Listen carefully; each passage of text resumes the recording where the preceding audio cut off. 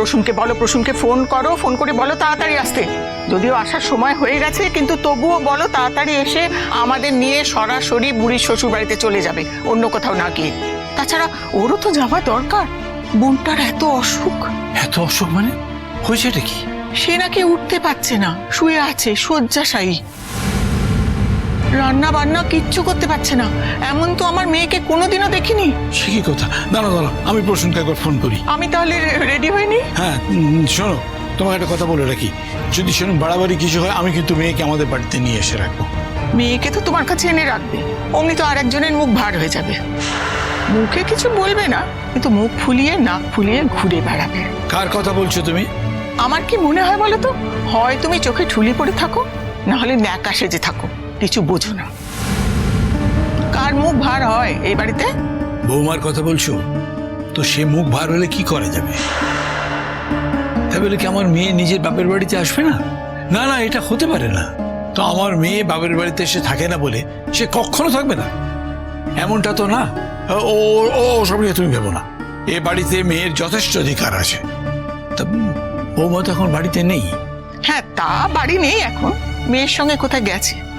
মা মেয়ে তো গলাগলি, যা কিছু প্ল্যান করবার সব মা মেয়ে মিলে করছে। আমার মনে হয় ওই অনন্যার বাড়িতেই গেছে।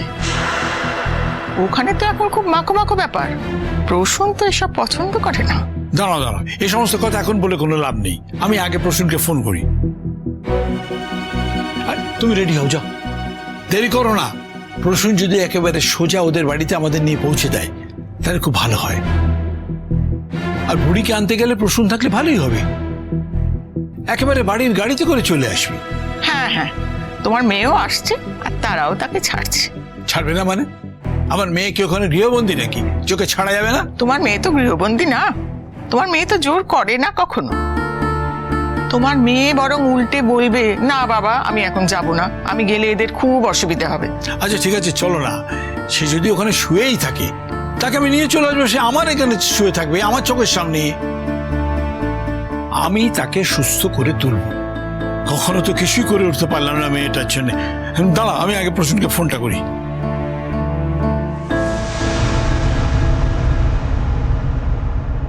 কাকিমা, কাকিমা, কাকিমা, তুমি ওষুধগুলো ঠিক করে খাচ্ছ কাকিমা?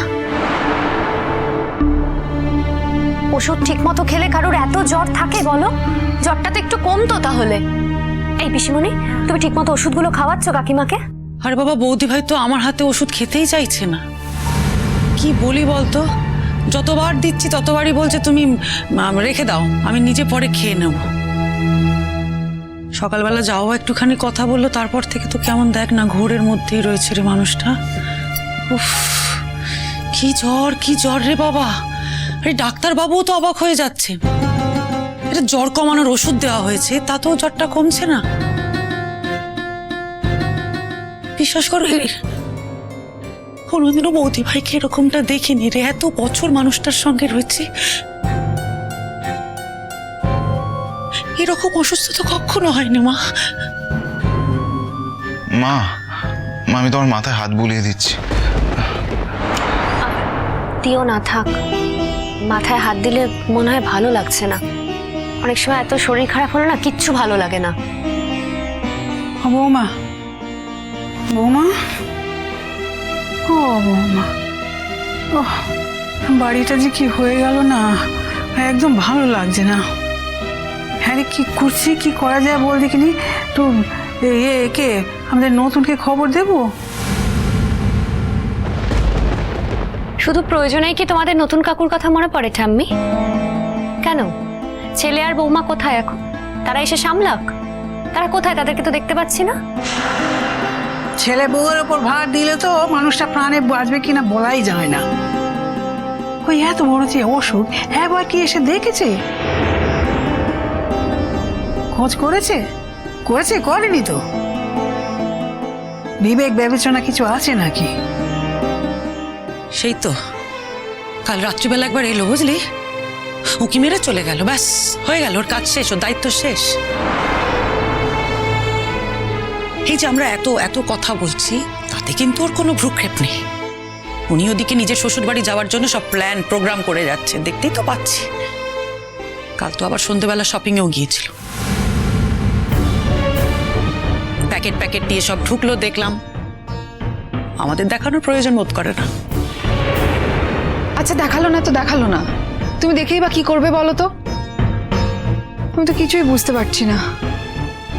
ও মা, মা একটু কথা বলো না মা, তোমার কি হয়েছে বলো তো? আমার কি খুব কষ্ট হচ্ছে? ডাক্তার কাকু তো কতবার এলেন, বললেন তো তুমি ওষুধটা খেলে নাকি ভালো হয়ে যাবে আস্তে আস্তে। তুমি তো ভালো হচ্ছ না, 2 দিন হয়ে গেল, আমার একটুও ভালো লাগছে না। আমার কি ভালো লাগে বলো তো তুমি যদি এরকম করো?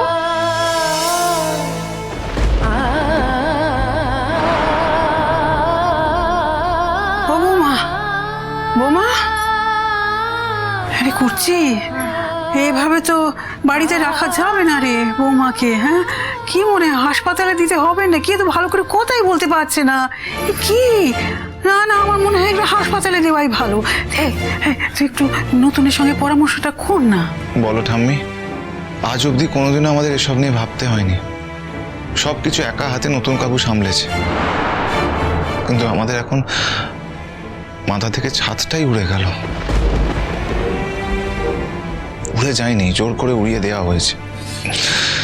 যখন তাকে উড়িয়ে দেওয়াই হয়েছে, তখন এই বিপদের সময় তাকে আর জড়াবো না।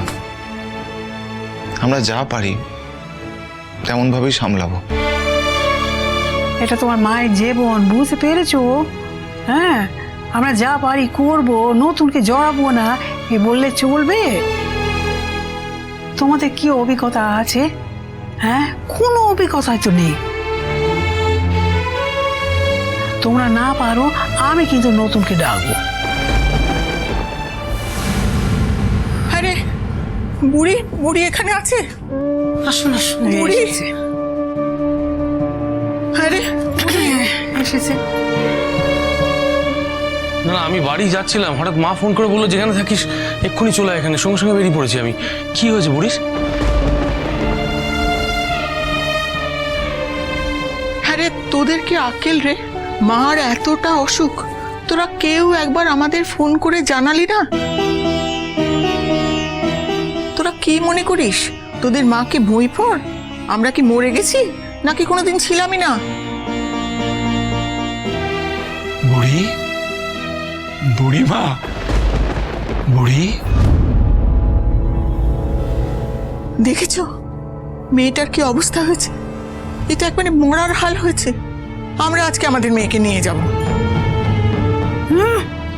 বাড়ি নিয়ে যাবো? হাঁ করে হিললি বলো দেখিনি। বাড়ি নিয়ে যাব?